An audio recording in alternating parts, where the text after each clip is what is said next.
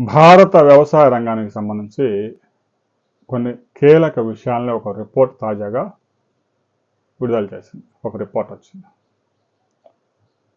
హరిత విప్లవానికి ముందు రైతులు వారికి కావలసిన పంటను పండించుకోవడం, సేంద్రియ ఎరువులు ఉపయోగించడం, అప్పటికి ఇంకా రసాయనాలు, హైబ్రిడ్ విత్తనాలు అందుబాటులోకి రాలేదు కాబట్టి సాంప్రదాయంగా విత్తనాలను కూడా రైతులే తయారు చేసుకునేవాళ్ళు. అంటే అక్కడ ఎరువులు, విత్తనాలు రైతులే స్వయంగా తయారు చేసుకోవడం వల్ల రైతులకి పెద్ద ఎత్తున ఖర్చు తగ్గింది. అంటే పంట ఎంత పండినా కూడా అది మిగులుగానే ఉండిపోయింది. 1960స్లో 1 ఎకరా వరి పొలంలో కేవలం ఒక 16 బస్తాల ధాన్యం మాత్రమే దిగుబడి వచ్చేది. అది కూడా 5 అడుగుల ఎత్తు పెరిగి ఏదైనా చిన్న గాలి వచ్చినా కూడా కూలిపోయేది. అయినా కూడా రైతులు ఆ ధాన్యాన్ని చాలా కాలం పండించారు. ఇక హరిత విప్లవం వచ్చిన తర్వాత భారతదేశంలో జనాభా కోట్లు పెరిగిపోతూ ఉన్నారు. ఆహార ధాన్యాలు విదేశాల నుంచి దిగుమతి చేసుకోవాల్సి వస్తూ ఉంది.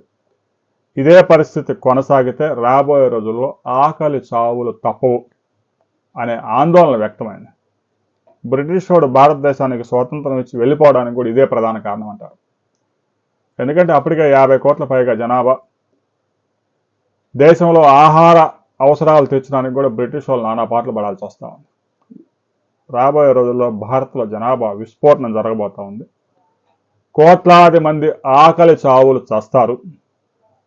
బ్రిటిష్ వాడి పరిపాలనలో ఉంటే కనుక ఆ నెపం బ్రిటిష్ వాడి మీద పోతా ఉంది కాబట్టి బ్రిటిష్ వాడు గబాలను ఖాళీ చేసి వెళ్ళిపోయాడు. ఇక స్వతంత్రం వచ్చిన తర్వాత 10-15 సంవత్సరాలు అమెరికా నుంచి గోధుమలు దిగుమతి చేసుకొని ఏదో ఒక విధంగా మేనేజ్ చేశారు. ఇక హరిత విప్లవం వచ్చిన తర్వాత హైబ్రిడ్ వంగడాలు వాడడం, పెద్ద ఎత్తున ఎరువులు, రసాయనాలు పిచికారి చేసి ఎకరాకి 50 బస్తాల ధాన్యం పండించే స్థాయికి రైతు ఎదిగాడు. అయితే హరిత విప్లవం వచ్చిన తర్వాత దిగుబడులు గణనీయంగా పెరిగాయి అనేది వాస్తవం. అలాగే సాగు ఖర్చులు కూడా 500% పైగా పెరిగాయి. ఒకప్పుడు ఎకరా వరి సాగు చేస్తే 10,000 ఖర్చు అవుతే ఇప్పుడు 45,000 రూపాయలు ఖర్చు అవుతా ఉంది. కౌలు రైతు అయితే అది ఇంకా ఎక్కువగా ఉంటుంది. అసలు ఎరువులు వేయని పరిస్థితి నుంచి ఎకరాకి 2 బస్తాలు 3 బస్తాలు ఎరువులు వేసే స్థాయి నుంచి ప్రస్తుతం ఎకరా వరి సాగులో సగటున 7 నుంచి 8 బస్తాల ఎరువులు ఉపయోగిస్తూ ఉన్నారు. రైతు సోదరులు మీరే స్వయంగా కామెంట్స్ చేశారు. చాలామంది రైతులు మిర్చిలో 20 బస్తాలు వేస్తూ ఉన్నారు, మొక్కజొన్నలో 8 బస్తాలు వేస్తూ ఉన్నారు. కొంతమంది రైతులు మరికొంత ముందడుగేసి 12 గోతాలు కూడా వాడుతూ ఉన్నారు. ఒక రైతు కామెంట్ చేశాడు, ఎక్కడ 12 బస్తాలు ఎరువులు వాడుతూ ఉన్నారు. రైతులు ఏ ప్రాంతాల్లో ఎంత ఎరువు వాడుతూ ఉన్నారు అనేది రైతులు ఇచ్చిన సమాచారం మేరకే వీడియో చేయడం జరిగింది. కేవలం 2 బస్తాలు 3 బస్తాలతో మొక్కజొన్న సాగు చేస్తున్న రైతులు ఎవరైనా ఉంటే కామెంట్ చేయండి. ఇక హరిత విప్లవం వచ్చిన తర్వాత దిగుబడులు 400%, 500% పెరిగాయి. అలాగే ఖర్చులు 700%, 800% పెరిగాయి. 1965కు ముందు రైతుల ఆత్మహత్య అంటే ఎలా ఉంటుందో కూడా తెలియదు. ఆ తర్వాత హరిత విప్లవం వచ్చిన తర్వాత మరి దిగుబడులు గణనీయంగా పెరిగాయిగా, రైతుల ఆదాయం పెద్ద ఎత్తున పెరిగిందిగా, మరి వ్యవసాయ రంగం పండగ అయిపోవాలిగా. కానీ 1965 నుంచి ఇప్పటి వరకు భారతదేశంలో 40 లక్షల మంది రైతులు ఆత్మహత్యలకు పాల్పడ్డారు. అధికారికంగా ప్రభుత్వం 4 లక్షలే అని చెప్పింది. కానీ అనధికారిక లెక్కలు మనం పరిశీలిస్తే ప్రతి గ్రామంలో గడిచిన 40-50 సంవత్సరాల్లో ప్రతి గ్రామంలో 10 నుంచి 15 మంది రైతులు ఆత్మహత్యలకు పాల్పడ్డారు. దీనికి ప్రధాన కారణం అప్పులు పాలైపోవడం. మరి దిగుబడులు ఎంత పెద్ద ఎత్తున పెరిగినప్పుడు రైతులు అప్పుల పాలు ఎందుకు అయ్యాడు? రసాయనాలు పెద్ద ఎత్తున పిచికారి చేయడం, రసాయన ఎరువులు పెద్ద ఎత్తున వేయడం, హైబ్రిడ్ వంగడాల ధరలు విపరీతంగా పెరిగిపోవడం. ఒక కేజీ మిర్చి విత్తనాలు 3 లక్షల రూపాయలు, దాన్ని నర్సరీలో పెంచితే మరొక 2 లక్షల రూపాయలు ఖర్చు. ఒక ఎకరా మిర్చి నారు తీసుకొచ్చి పొలంలో నాటేసరికి 60,000 రూపాయల ఖర్చు అవుతూ ఉంది. ఇక మొక్కజొన్న విత్తనాలు, వరి విత్తనాల్లో కూడా ప్రైవేటు వంగడాలు వచ్చేస్తూ ఉన్నాయి. పత్తి విత్తనాలు అయితే బీటీ పత్తి విత్తనాలు అయిపోయింది. మరలా తాజాగా గులాబీ పురుగు తట్టుకునే పత్తి విత్తనాలు కూడా మార్కెట్లోకి వస్తూ ఉన్నాయట. ఈ విధంగా విత్తనాల కంపెనీలు కోట్లు ఆర్జిస్తూ ఉన్నాయి. ఎరువులు తయారు చేసేవాళ్ళు పెద్ద ఎత్తున వ్యాపారాలు చేస్తూ ఉన్నారు. ఇక రసాయనాలు, పురుగు మందులు అయితే ఎన్ని వేల టన్నులు భారత దిగుమతి చేసుకుంటుందో ఆందోళన కలుగుతూ ఉంది. ఈ విధంగా వ్యవసాయ రంగాన్ని కుదేలు చేశారు. ఇక 2004లో ఉపాధి హామీ కార్యక్రమం ఎప్పుడైతే వచ్చిందో వ్యవసాయ రంగం పూర్తిగా దివాలా తీసింది. ఉపాధి హామీ కార్యక్రమం ఏదో 8 గంటలకు 2 ఇడ్లీ తిని అలా ట్రాక్టర్లో ఎక్కితే 12 గంటలు తీసుకొచ్చి ఇంటి దగ్గర దింపుతారు. మరి ఈ మధ్యలోనే అక్కడ ఎరగదీస్తే పని ఏమన్నా ఉంటుందో ఏముండదు, ఫోటోలు దిగే కార్యక్రమం ఉంటుంది. ఆ ఉపాధి హామీ కార్యక్రమం వచ్చిన తర్వాత ఇక వ్యవసాయంలో పనిచేయడానికి కూలీలు దొరకట్లేదు. సరే, యాంత్రీకరణ మొత్తం జరిగిందంటే జరగలేదు. ఏదో హార్వెస్టింగ్ పనులు, వరి హార్వెస్టింగ్, మొక్కజొన్న హార్వెస్టింగ్, జొన్న హార్వెస్టింగ్ వాటికి యంత్రాల ద్వారా జరుగుతూ ఉంది. ఇప్పటికీ మనుషులు చేయాల్సిన పనులు చాలా వ్యవసాయ రంగంలో మిగిలే ఉన్నాయి. వరి నాట్లు ఇప్పటికీ మ్యాన్ పవర్ ద్వారా వేసుకోవాల్సిందే. యంత్రాలు పెద్దగా సక్సెస్ అవ్వలేదు. కొన్ని యంత్రాలు తీసుకొచ్చినా కూడా సక్సెస్ అవ్వలేదు. ఎందుకంటే నారు పెంచే విధానం నుంచే మార్పులు చేసుకుంటే తప్ప ఆ యంత్రం ద్వారా నాట్లు వేయడం సాధ్యం కాదు. ఇక చాలా పంటలు విత్తే కార్యక్రమం అంతా మాన్యువల్గానే జరుగుతూ ఉంది. హార్వెస్టింగ్లో కొంతవరకు మార్పులు వచ్చినాయి. ఇక మిర్చి సాగు చేస్తే, ఒక ఎకరం మిర్చి సాగు చేస్తే ఆ మిర్చి మొత్తం పంట కోతలన్నీ అయిపోయేసరికి ఒక ఎకరాకి 200 మంది కూలీలు అవసరం అవుతుంది కనీసం. ఈ విధంగా కూలీలు అవసరం ఇంకా పెద్ద ఎత్తున వ్యవసాయ రంగానికి ఉంది. ఉపాధి హామీ వచ్చిన తర్వాత కూలీలు దొరకడం లేదు. దీనికి తోడు రాష్ట్రాల్లో ఉచిత పథకాలు వచ్చిన తర్వాత అసలు వ్యవసాయ పనికి వచ్చే మగ మనిషే దొరకడం లేదు. ఇక అత్యంత పేదరికంలో ఉండి కొంతమంది మహిళలు మాత్రం వ్యవసాయ పనులకి ఇప్పటికీ వెళ్తూ ఉన్నారు. కొన్ని ప్రాంతాల్లో 600 నుంచి 800 రూపాయల వరకు కూలి నడుస్తూ ఉంది. ఇక పురుష్ అంటే మగవాళ్ళు కనుక అయితే 1100, 1200 రూపాయల కూలి కూడా ఉంది. అంత కూలి ఇచ్చినా కూడా 8 గంటలు పని చేస్తారా అంటే అది ఉండదు. కేవలం ఒక 4-5 గంటలు పని చేసి వెళ్ళిపోతారు. బాగా కష్టపడితే మళ్ళీ రేపు రాడు. అందువల్ల వాళ్ళని పువ్వులు పెట్టుకోవాలని చూసుకోవాల్సి వస్తుంది. ఒక డిగ్రీ చదివినోడు, ఒక పీజీ చేసినోడు 15,000 రూపాయలకైనా హైదరాబాద్, బెంగళూరు పోయి ఉద్యోగం చేస్తాడు. కానీ కష్టపడి పని చేసేవాడు మాత్రం రోజుకి 1000 రూపాయలు కూలీ పని లేకపోతే రావడం లేదు. అంటే నెలకు 30,000 సంపాదించుకుంటా ఉన్నాడు.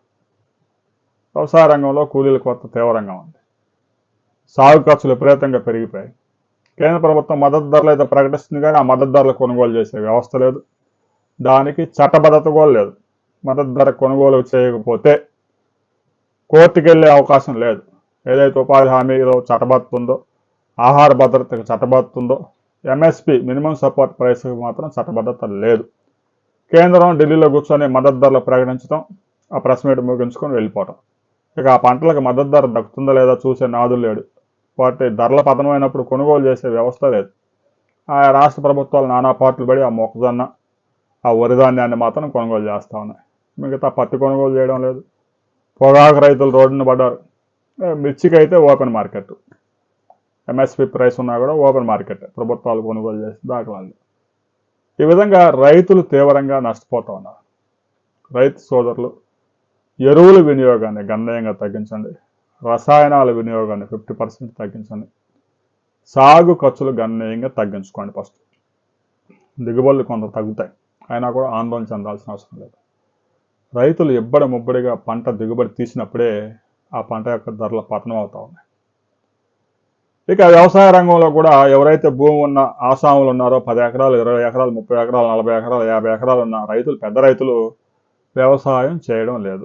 వారి బిడ్డలను చదివించుకున్నారు, వాళ్ళు ఉద్యోగాల్లోకి వెళ్ళిపోయారు. ఇక వ్యవసాయాన్ని ఎత్తేసారు. భూమిని కౌలుకి ఇవ్వడం మొదలుపెట్టారు. కౌలుదారులు ఏం చేస్తారు? ఎకరా కౌలు 30,000, 40,000 కౌలు చెల్లించాలి కాబట్టి పెద్ద ఎత్తున పురుగు మందులు, రసాయనాలు ఉపయోగించి బాగా దిగుబడి తీయాలి అనే ఆలోచనతోనే బీభత్సంగా పెట్టుబడులు పెట్టి నష్టపోతూ ఉన్నారు. కౌలు రైతులు కూడా ఇప్పుడిప్పుడే కళ్ళు ధరిస్తూ ఉన్నారు. ఎందుకంటే ఒక 5-6 ఎకరాలు సాగు చేస్తేనే 5-6 లక్షలు అప్పులైపోతుంది ఒక సంవత్సరంలోనే. ఇంకా దాన్ని తీర్చడం సాధ్యం కాదు. భూమి ఉన్న రైతు అయితే ఏదో ఒక ఎకరం అమ్మి అయినా అప్పు తీరుస్తాడు. కౌలు రైతు ఎలా తీరుస్తాడు? అందుకే కౌలు రైతులు కూడా ఇటీవల కాలంలో కొంత వెనకడుగు వేసిన, ముఖ్యంగా మిర్చి సాగు చేసే ప్రాంతాల్లో మరలా ఒకసారి కౌలు 60,000 రూపాయలు కూడా పోయింది. 30,000, 40,000, 50,000, 60,000 రూపాయలు ఎక్కడ కౌలు చెల్లించి ఆ రైతు సాగు చేస్తే చివరికి ఎంత దారుణమైన పరిస్థితులు ఉంటాయో ఆలోచించాలి. వ్యవసాయ రంగం తీవ్రంగా నష్టపోవడానికి కేంద్ర ప్రభుత్వం అనుసరిస్తున్న విధానాలు కూడా ప్రధాన కారణం. ఏదైనా మార్కెట్లో ఒక దాని ధర పెరిగితే వెంటనే ఎగుమతులు నిషేధం. ఎందుకంటే వినియోగదారులు కొనుగోలు చేయలేరంట, ఆ ఓట్లు పోతాయని భయం. మరి రైతులు కష్టపడి పండించిన ఆ పంట కేంద్ర ప్రభుత్వం కొనుగోలు చేస్తుందా? చేయదు. అందువల్ల ఇలాంటి ఆంక్షలతో వ్యవసాయ రంగాన్ని కుదేలు చేశారు. ఇక ఎరువులకు ప్రతి సంవత్సరం 2,20,000 కోట్ల రూపాయలు రాయితీలు ఇస్తా ఉన్నాం. రైతుల ఖాతాలో ఇప్పటికే 17 సార్లు పిఎం కిసాన్ యోజన ద్వారా 3,40,000 కోట్ల రూపాయలు రైతుల ఖాతాలో జమ చేశాము. కొన్ని రాష్ట్రాల్లో అయితే రైతు రుణమాఫీ చేశాము అనే రకరకాల కథలు చెప్తా ఉంటారు. కానీ రైతు పండించిన పంటనే ప్రపంచంలో ఎక్కడైనా అమ్ముకునే అవకాశం మాత్రం కేంద్ర ప్రభుత్వం కల్పించడం లేదు. ఎందుకంటే అనేక ఆంక్షలు ఎగుమతులు చేయాలంటే. దీంతో లోకల్ మార్కెట్లో సరుకు ఎక్కువైపోతే ధరల పతనం కావడం, ఎగుమతులు చేసే సామర్థ్యం రైతుకు లేకపోవడం. సరే, వ్యాపారస్తులు ఎవడన్నా కొని ఎగుమతి చేద్దామంటే రకరకాల పన్నులతో వేధించడం. ఈ విధంగా వ్యవసాయ రంగాన్ని కేంద్ర ప్రభుత్వం, రాష్ట్ర ప్రభుత్వాలు కుదేలు చేశాయి. ఇక రాబోయే రోజుల్లో వ్యవసాయ రంగం అంటే చాలా దారుణమైన పరిస్థితుల్లో వ్యవసాయం చేయడానికి ఎవరు ఆసక్తి చూపడం లేదు. పెద్ద ఎత్తున సాఫ్ట్వేర్ ఇంజనీర్లు అక్కడ ఇక్కడ వ్యాపారం చేసి సంపాదించుకున్న వారు కొంత భూమి కొనుగోలు చేసి ఫామ్ హౌస్ల రూపంలో దాన్ని డెవలప్ చేసుకొని కొంతమంది వ్యవసాయం చేస్తున్నారు.